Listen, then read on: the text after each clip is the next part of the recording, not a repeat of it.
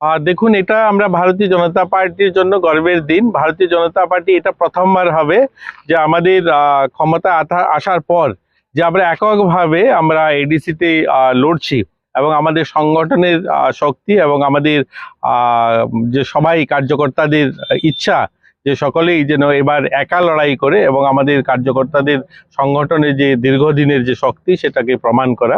তো আমরা আশাবাদী করমছড়া এবং আমাদের মাছপালা দুটো সিটেই আমরা বিপুল ভোটে জয়ী হব। এর আগের নির্বাচনেও আমাদের এখানে এমডিসিরা ছিলেন এবং তারা ভালো কাজ করেছেন। আমরা জানেন বিমলবাবু আছেন আমাদের পুরনো কার্যকর্তা, ভারতীয় জনতা পার্টির সিনিয়র লিডার। আর ভালো আমরা এখানকার মানুষের জনসমর্থন আপনারা দেখেছেন, যেভাবে উচ্ছ্বাস এই রৌদ্র মধ্যে এতটুকু রাস্তা হেঁটে এসে বড় মিছিলের মাধ্যমে আমরা নমিনেশন দিয়েছি।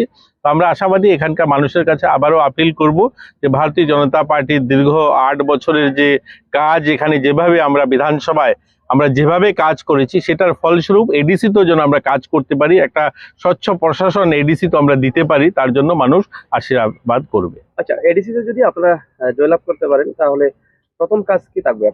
আর দেখুন, মানুষকে ভালো পরিষেবা দেওয়া, স্বচ্ছ প্রশাসন দেওয়া, মানুষ যেন উপলব্ধি করতে পারে সরকারটা আমরা চাই যে প্রত্যেক মানুষের জীবনের সমস্ত সমস্যা আপনি সমাধান করতে পারবেন না, কিন্তু মানুষকে এটা রিয়েলাইজ করাতে পারবেন যে সরকারটা এটা যেন আমাদের সরকার, এটা যেন মানুষ ফিল করে।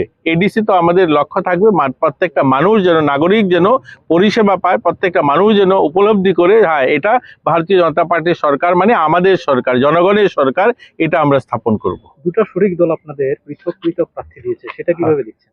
দেখুন, আমরা যখন 2021-এ যখন আমরা লড়েছিলাম আইপিএফটির সঙ্গে, তখনও আমরা কিন্তু ফ্রেন্ডলি ফাইটও করেছি 3টা সিটে। এমন নয় যে আমরা প্রত্যেকটা জায়গাতে শেয়ার হয়েছিল আমাদের সিট আসন, কিন্তু আমরা কয়েকটা জায়গাতেও ফ্রেন্ডলি ফাইট হয়েছে। তো এবারও আমাদের সরকারের শরিক রয়েছে, মোথা আমাদের সঙ্গে আছে, আইপিএফটিও আছে।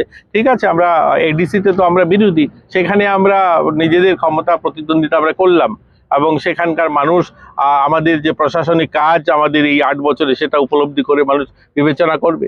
কয়টা আসন নিয়ে সরকার করতে যাচ্ছেন বা সরকার? দেখুন, আমরা তো আশাবাদী 28 নিয়ে আমরা সরকারে আসা চাই, এটা নিয়েই তো আমরা লড়াইতে নেমেছি। আচ্ছা, পাশাপাশি আপনাদের অপর প্রতিদ্বন্দ্বী সিপিএম ও কংগ্রেস আলাদা আলাদা প্রার্থী দিয়েছে এডিসি এলাকাতে, তো তাদের উদ্দেশ্যে কি? দেখুন, তাদের কথা তো কংগ্রেসের কোনো অস্তিত্ব নেই, এটা বলে লাভ নেই। কংগ্রেসের আপনারাও জানেন তাদের কোথায় কোথায় ক্ষমতা রয়েছে, কি রয়েছে সংগঠনের তাদের শক্তি।